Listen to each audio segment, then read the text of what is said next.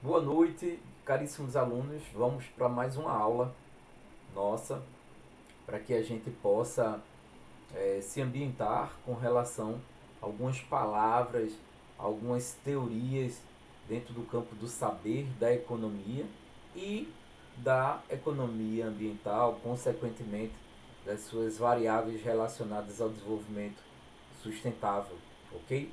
Antes da gente falar de valoração ambiental, que é uma temática imprescindível para que vocês tenham esse entendimento com relação a uma possível precificação de nosso entorno ambiental, e se isso é possível, aí a gente vai ver, é importante que a gente tenha um entendimento de, de contextos básicos na economia. Um deles é recursos limitantes.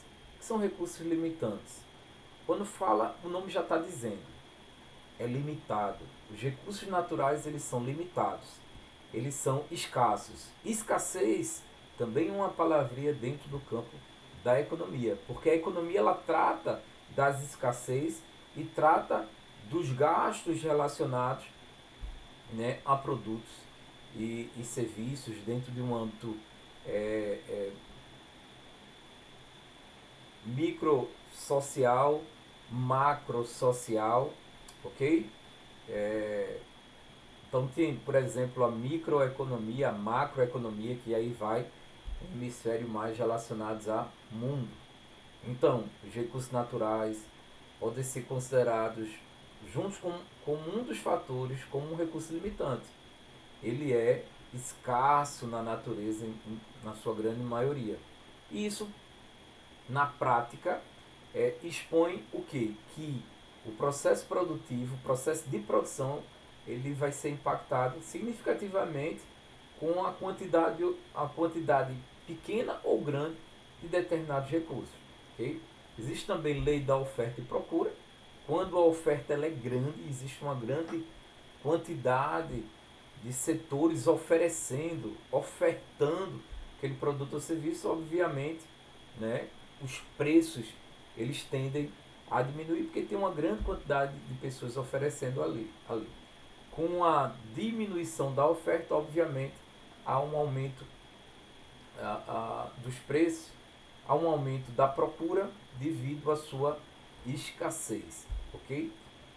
Gravem isso porque a gente vai fazer um paralelo com relação aos recursos naturais, é,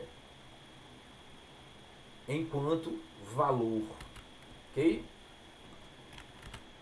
Então a gente faz algumas perguntinhas básicas a vocês. Qual o custo da poluição? Poluição tem custo? É bem simples a gente fazer esse cálculo mental. Se uma área ela tem uma quantidade grande de poluição, o campo social, as pessoas elas adoecem, superlotam os hospitais, em sua grande maioria mantido pelo SUS, consequentemente vai dinheiro público para essas localidades e por conta da poluição que poderia ser evitada, muitas vezes se gera um gasto, um custo muito maior por conta dos processos de cuidados com aquelas pessoas que ficam doentes. Existe, vamos falar de manutenção, mesmo se falando de seres, manutenção preventiva e manutenção corretiva. A preventiva, muitas vezes, em sua grande maioria, gasta menos do que a corretiva. Mas às vezes a gente paga para ver e espera acontecer. Então, qual o custo da poluição para a empresa, para você, para o Estado? Okay? Qual o custo da degradação dos recursos naturais? Ah, se o minério ele se tornar extinto, o que é que vai acontecer?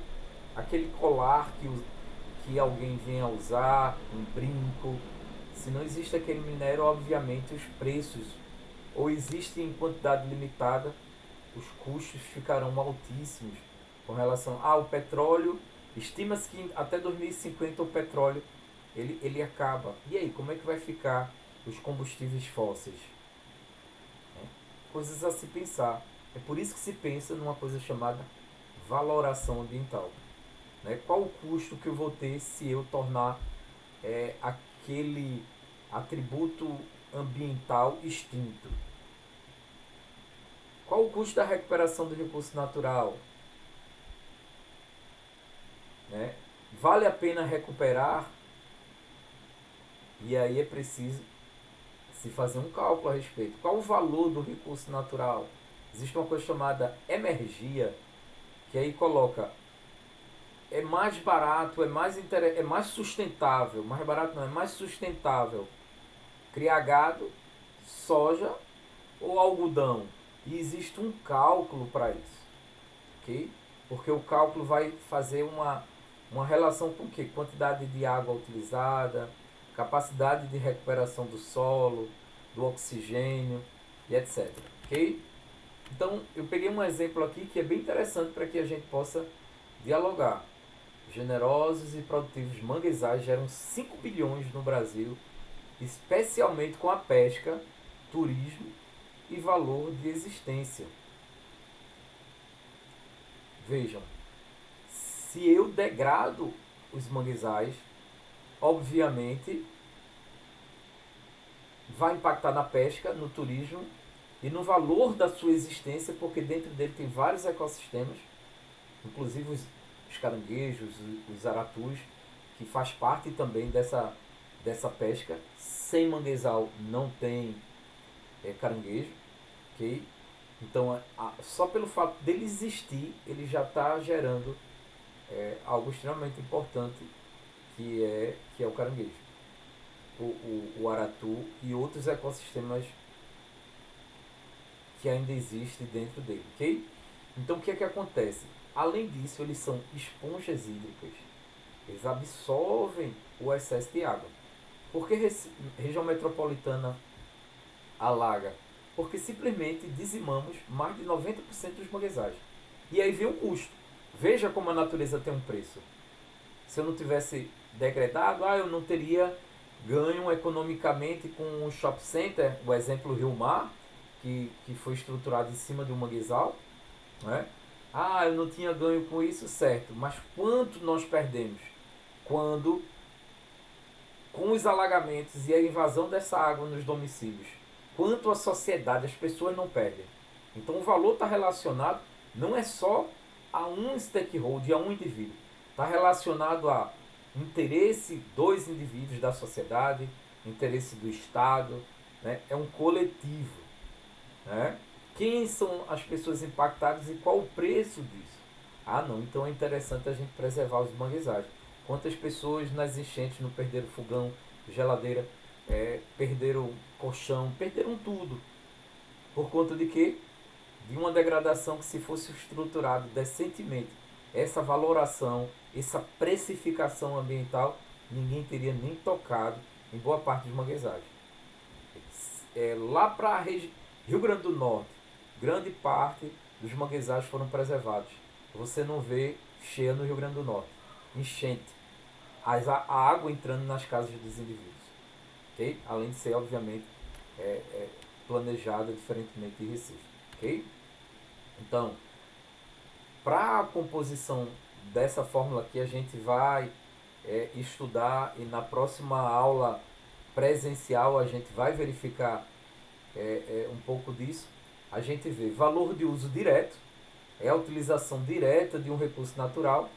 Extração do minério, não, vou extrair o minério e esse minério ele vai gerar receita, ele vai gerar renda, ele vai gerar emprego. Corte de árvores vai gerar madeira para construir cama, para construir armário. Okay? Uso direto. Uso indireto. Interações naturais que já acontecem na natureza sem dependência do consumo humano, para existir e produzir recurso natural. Um exemplo, captura do carbono, coloquei aqui, pelos oceanos. Acontece naturalmente, mas é considerado um valor de uso indireto. Okay? As abelhas que transitam polinizando, um uso indireto. Okay? Valor de opção representa aquelas pessoas que atribuem no presente para que no futuro os serviços prestados pelo meio possam ser utilizados. Né? Valor de opção uma árvore, eu vou plantar uma árvore, porque no futuro ela vai gerar oxigenação, umidade do ar, sombra, ok? Eu me predisponho a desenvolver, né, atribuir no presente algo que no futuro seja interessante. Vamos preservar aquela floresta ali porque ali provavelmente vai existir fármacos medicinais e que através de pesquisa eles serão utilizados. A gente conseguirá algum medicamento sair dali. E valor de não uso ou valor de existência, só pelo fato daquele ecossistema existir, daquele animal existir, eu já estou ganhando. Um exemplo, se não existisse cobra, às vezes as pessoas dizem, mas por que devia matar todas as cobras? Imagine as suas ruas com a proliferação imensa de sapos, por exemplo, porque não tem um predador em potencial, um exemplo, não é? Então, a própria existência do micro-organismo, do animal, ou de áreas específicas como as geleiras.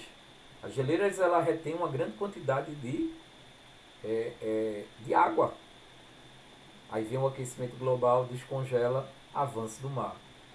Vejam que as geleiras, apesar da gente talvez nunca vê-las, existe um valor, que é chamado de valor de não uso, mas é um valor. Ok? E aí aqui a gente tem o valor de uso direto, como a gente já falou, alimento, biomassa, que é a produção de energia, recreação, saúde, valor de uso indireto, que aí vem funções ecológicas, controle de cheias, proteção contra tempestade, a preservação lá, né, da geleira, como a gente falou, uma beleza cênica, enfim. Tem o valor de opção, que é para uso futuro, biodiversidade e preservação de habitats, né, que são importantes, eles vão fazer com que as gerações futuras ainda existam.